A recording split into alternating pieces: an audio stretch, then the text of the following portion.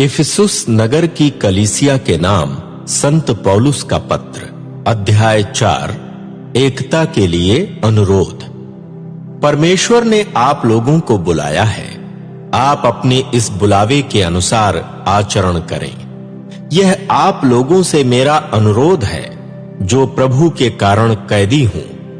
आप पूर्ण रूप से विनम्र, सौम्य तथा सहनशील बने, प्रेम से एक दूसरे को सहन करें और शांति के सूत्र में बंधकर उस एकता को जिसे पवित्र आत्मा प्रदान करता है बनाए रखने का प्रयत्न करते रहें। एक ही देह है, एक ही आत्मा और एक ही आशा है जिसके लिए आप लोग बुलाए गए हैं। एक ही प्रभु है, एक ही विश्वास और एक ही बपतिस्मा है।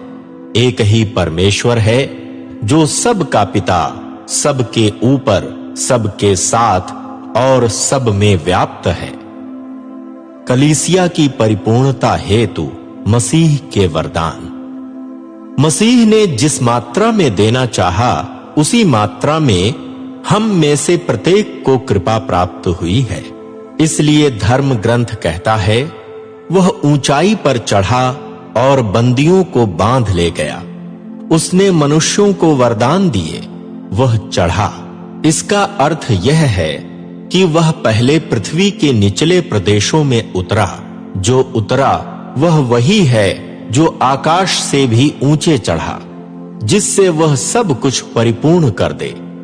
उन्होंने कुछ लोगों को प्रेरित, कुछ को नबी, कुछ को शुभ समाचार प्रचारक और कुछ को धर्मपाल तथा शिक्षक होने का वरदान दिया।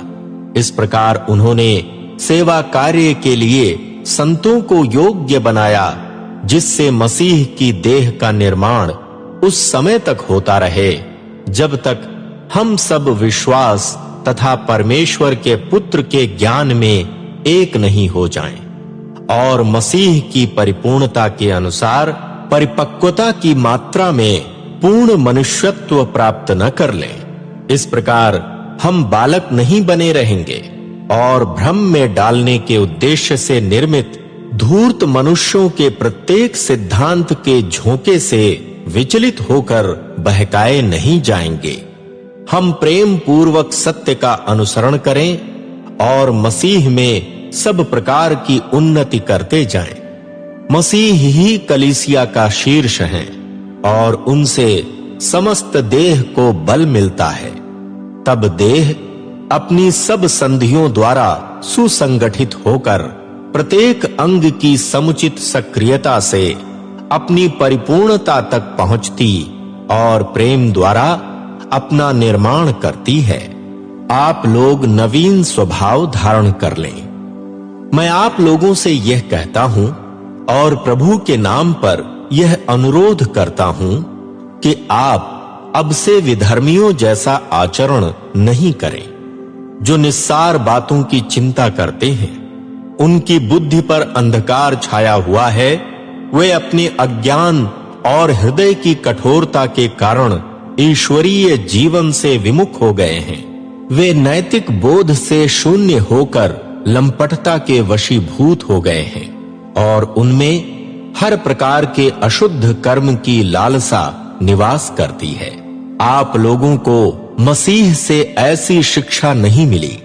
यदि आप लोगों ने उनके विषय में सुना और उस सत्य के अनुसार शिक्षा ग्रहण की है जो यीशु में प्रकट हुआ, तो आप लोगों को अपना पहला आचरण और पुराना स्वभाव त्याग देना चाहिए, क्योंकि वह बहकाने वाली दुर्वासनाओं के कारण बिगड़ता जा रहा है।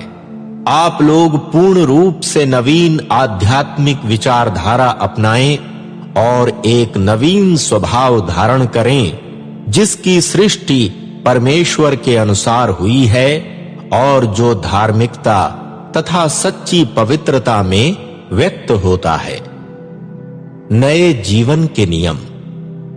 इसलिए आप लोग झूठ बोलना छोड़ दें और अपने अपने पड़ोसी से सत्य बोलें, क्योंकि हम एक दूसरे के अंग हैं। यदि आप क्रुद्ध हो जाएं, तो इस कारण पाप न करें। सूरज के डूबने तक अपना क्रोध कायम नहीं रहने दे। शैतान को अवसर नहीं देना चाहिए। जो चोरी किया करता था वह अब से चोरी नहीं करे, बल्कि किसी अच्छे व्यवसाय में अपने हाथों से परिश्रम करे। इस प्रकार वह दरिद्रों की भी कुछ सहायता कर सकेगा। आपके मुख से कोई अश्लील बात नहीं, बल्कि ऐसे शब्द निकलें जो अवसर के अनुरूप हों और दूसरों के निर्माण तथा कल्याण में सहायक हों। परमेश्वर ने विमोचन दिवस के लिए आप लोगों पर पवित्र आत्मा की मुहर लगाई है। आप परमेश्वर के उस पवित्र आत्मा को दुख नहीं दें। आप लोग सब प्रकार की कटुता, उत्तेजना, क्रोध, लड़ाई झगड़ा, परनिंदा और हर तरह की बुराई अपने बीच में से दूर करें। एक दूसरे के प्रति दयालु तथा सहृदय बने, जिस तरह परमेश्वर ने मसीह में आप लोगों को क्षमा कर दिया, उसी तरह आप भी एक दूसरे को क्षमा करें।